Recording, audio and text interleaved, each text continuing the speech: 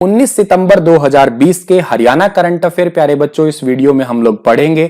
आशा करता हूं आप बहुत अच्छे होंगे। मेरा नाम है सुनील और स्टार आईक्यू यूट्यूब चैनल को सब्सक्राइब नहीं किया है तो प्लीज कर लीजिएगा। आप सभी को Radhe Radhe. Star IQ PDF के नाम से टेलीग्राम चैनल है, इसे ज्वाइन कर लीजिएगा। आप मुझे फेसबुक जो मेरा पेज है स्टार आईक्यू एजुकेशन, प्लीज आप उसे भी लाइक कर दीजिएगा।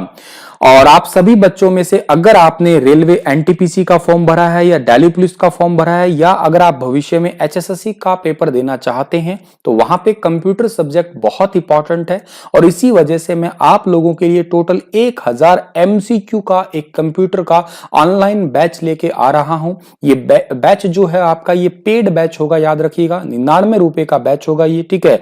अगर आप ये बैच लेना चाहते हैं तो आपको प्ले स्टोर पे जाना होगा, दृष्टि क्लासेस सर्च करना होगा। दृष्टि क्लासेस का एक ऐप है, इसे आप डाउनलोड कर लीजिएगा और इस बैच को स्टार्टिंग करना है आपको। तो तारीख है आपकी 21 सितंबर 2020 और टाइम रहेगा शाम को 5 बजे। अगर आप लाइव देखना चाहते हैं तो लाइव देख लीजिएगा, रिकॉर्डेड देखना चाहते हैं तो रिकॉर्डेड देख सकते हैं। ये बैच आपको दृष्टि क्लासेस की ऐप पे मिलेगा। ज्यादा जानकारी के लिए आप मुझसे पर्सनल भी कनेक्ट हो सकते हैं। कल सवाल पूछा, उसका सही जवाब क्या है कि वर्ष 2019 में कौन से पिंजौर हेरिटेज फेस्टिवल का आयोजन किया गया? तो यह किया गया था 12वें का। डी ऑप्शन सही है इस क्वेश्चन का हमारा। आज का पहला क्वेश्चन पढ़ते हैं जो कि काफी इंपॉर्टेंट है। गुरुग्राम की ग्रेट लर्निंग कंपनी ने किस भारतीय क्रिकेटर को अपना ब्रांड एम्बेसडर बनाया है? देखिएगा, ब्रांड एम्बेसडर तभी नियुक्त किया जाता है जब कोई कंपनी अपना प्रचार प्रसार करवाना चाहती है। अब देखिएगा, इस कंपनी के बारे में हम लोग तो इतना नहीं जानते थे पहले, लेकिन आज इसे पढ़ना पड़ रहा है। मतलब इस कंपनी का प्रचार प्रसार हो गया ना अपने आप से ही। तो अभी हाल ही में भारतीय क्रिकेटर को जो है जिनका नाम है विराट कोहली, इनको ब्रांड एम्बेसडर बनाया गया है। ब्रांड एम्बेसडर हमेशा कंपनी उसी को ही बनाती है जिसका पहचान बहुत ज्यादा हो। विराट कोहली को भला कौन नहीं जानता, इतना जानते हैं कि इनका क्वेश्चन भी हमें पढ़ना पड़ रहा है। अच्छा, दूसरी बात है, जो ये ग्रेट लर्निंग कंपनी है ना, इस कंपनी का काम क्या है? ये एक ऑनलाइन लर्निंग प्लेटफॉर्म है और इस कंपनी का मेन ध्यान जो है वो एआई पे है। एआई यानी कि आर्टिफिशियल इंटेलिजेंस या मशीन लर्निंग पे इसका ध्यान है। कृत्रिम बुद्धिमत्ता हिंदी में बोलते हैं इसे।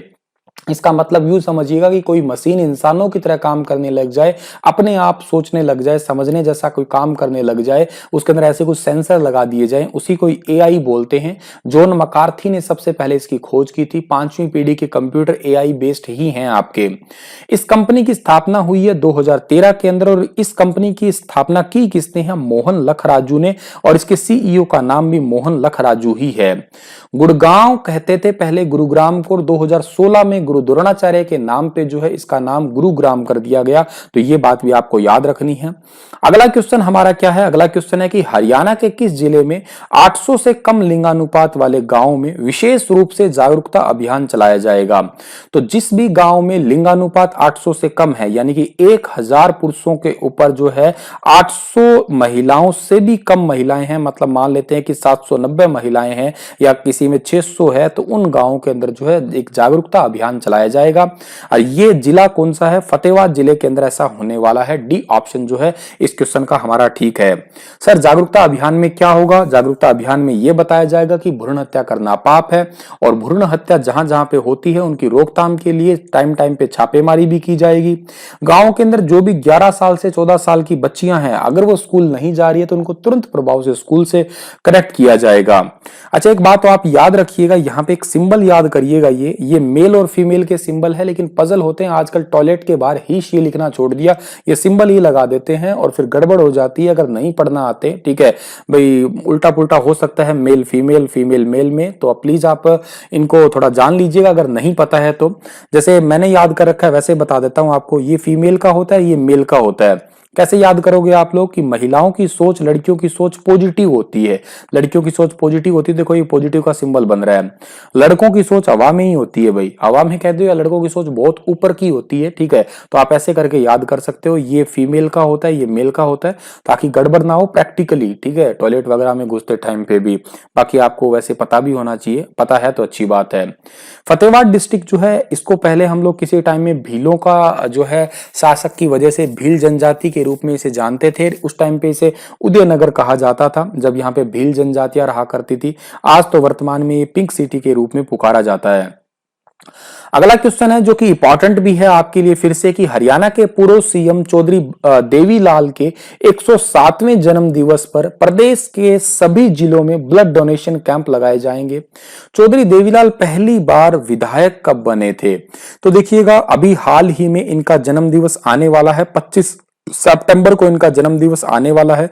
और 25 सितंबर तक जो है ये घोषणा की गई है कि हरियाणा के 22 जिलों के अंदर ही जो है वो लगाया जाएगा, क्या ब्लड डोनेशन कैंप लगाया जाएगा। इसमें पर्टिकुलर जो जननायक जनता पार्टी है जेजेपी, वो 107 यूनिट ब्लड जो है वो देने वाली है इनके जन्म दिवस तक, ये भी घोषणा हुई है। और के साथ में यहां से एक इंपॉर्टेंट सवाल आपका बन रहा है क्या, कि चौधरी देवीलाल पहली बार विधायक कब बने थे? तो देखिएगा, ये पहली बार विधायक बने थे 1952 में। ए ऑप्शन इसका ठीक है।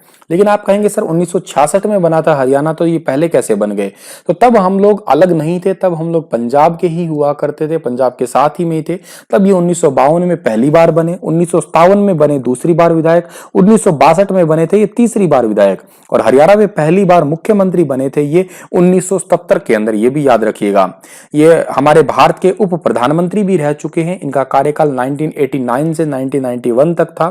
ये हरियाणा के पहली बार मुख्यमंत्री बने तब तो इनका कार्यकाल 1977 से 1979 था, और दूसरी बार 87 से लेके 89 तक था। 2001 में इनकी मृत्यु हुई। जब मृत्यु हुई तो इन्हीं के ही फोटो के साथ में डाक टिकट भी भारत सरकार ने जारी किया था। इनका जन्म हुआ था 25 हरियाणा के हिसार जिले के तेजाखेड़ा गांव के अंदर। 85 साल की उम्र में 6 अप्रैल 2001 को इनका निधन हो गया। इनकी राजनीतिक दल या पार्टी की बात की जाए तो भारतीय राष्ट्रीय लोकदल पार्टी थी, ठीक है। और एक बात याद रखिएगा, इनकी पत्नी का नाम क्या था? श्रीमती हरखी देवी। बहुत कम उम्र में इनकी शादी हो गई थी, 1926 तक इनकी जो है शादी हो गई थी। और एक बात याद रखिएगा, जब ये मरे थे उस टाइम पे राज्यसभा सदस्य थे। हालांकि इससे पहले ये 3 बार लोकसभा का चुनाव लड़ा, लेकिन तीनों ही बार हार गए। फिर इनके बेटे ओम प्रकाश चौटाला ने इनको जो है 1998 में राज्यसभा सदस्य तो बना ही दिया, और जब इनकी मृत्यु हुई थी तब ये राज्यसभा सदस्य के रूप में ही कार्य कर रहे थे। इतनी बात आपको याद रखनी है। अगला क्वेश्चन हमारा है कि हाल ही में हरियाणा में कंबाइन मशीनों पर कौन सा सिस्टम लगवाना अनिवार्य कर दिया है? कंबाइन मशीनों के साथ में जो है वो स्ट्रॉ मैनेजमेंट सिस्टम लगाना जो है अनिवार्य कर दिया है। बी ऑप्शन जो है इस क्वेश्चन का हमारा वो बिल्कुल ठीक रहेगा। अब आप कहेंगे सर ये सिस्टम का मतलब क्या है? देखिएगा, आप सभी को पता है लोग पराली जलाते हैं चावल के बाद, और उन पराली से इतना धुआं होता है कि कई बार तो सांस लेने में तकलीफ हो जाती है। पूरा का पूरा प्रदूषण फैल जाता है, वातावरण का सत्यानाश हो जाता है उन दिनों में। तो सरकार ने ये फैसला लिया कि कंबाइन के साथ में ही जो है, कंबाइन के साथ में एक ऐसी मशीन होगी, कंबाइन हार्वेस्टर के साथ में अटैच होगी ये कंबाइन की मशीन, स्ट्रॉ मैनेजमेंट सिस्टम, जो कि पराली को छोटे छोटे टुकड़ों में काट देगा और के साथ में खेत में मिला देगा, जिससे खेत को खाद भी मिल जाएगी। और के साथ में दूसरी बात यह है कि यहाँ पे बहुत ज्यादा जो है आपकी प्रदूषण वगैरह भी नहीं फैलेगा। तो ये बात आपको याद रखनी है इस वाले क्वेश्चन से। हाल ही में हरियाणा के किस जिले में ऑक्सीजन बाग स्थापित किया गया है? ऑक्सीजन बाग जो है हरियाणा के सोनीपत जिले के अंदर स्थापित किया गया है। डी ऑप्शन जो है इस क्वेश्चन का हमारा वो बिल्कुल ठीक रहेगा। इस ऑक्सीजन बाग को स्थापित किया गया है प्रधानमंत्री नरेंद्र मोदी के 17वें जन्मदिवस के ऊपर पे, ठीक है। और प्रधानमंत्री नरेंद्र मोदी का जन्मदिन कब था? इनका जन्मदिन था 17 तारीख को था, ठीक है। हम लोगों ने इसे बेरोजगारी के रूप में मनाया था 17 सितंबर को, ठीक है। और इसका शुभारंभ किया है जिला अध्यक्ष और विधायक मोहन लाल बडोली ने किया है, ठीक है। और इस ऑक्सीजन बाग के अंदर क्या करेंगे? मैक्सिमम त्रिवेणी लगाएंगे। त्रिवेणी का मतलब होता है बड़, पीपल, नीम, तीनों एक साथ लगना। 70 से ज्यादा त्रिवेणी लगाई जाएगी, ठीक है। और इससे क्या है, इसी को ही ऑक्सीजन बाग बोलेंगे, क्योंकि आप सभी को पता है पीपल जो होता है, पीपल के अंदर ऑक्सीजन बहुत ज्यादा होती है, ऑक्सीजन छोड़ता है वो, ठीक है। उल्टे समय में भी ऑक्सीजन छोड़ता है, रात के समय में भी, ठीक है। तो ये बात आप याद रखिएगा। यहाँ जिक्र सोनीपत का है, तो सोनीपत की स्थापना कब हुई थी? इसकी स्थापना 22 दिसंबर 1972 को हुई है। उस समय गोहाना और सोनीपत 2 तहसीलें हुआ करती थी, ठीक है।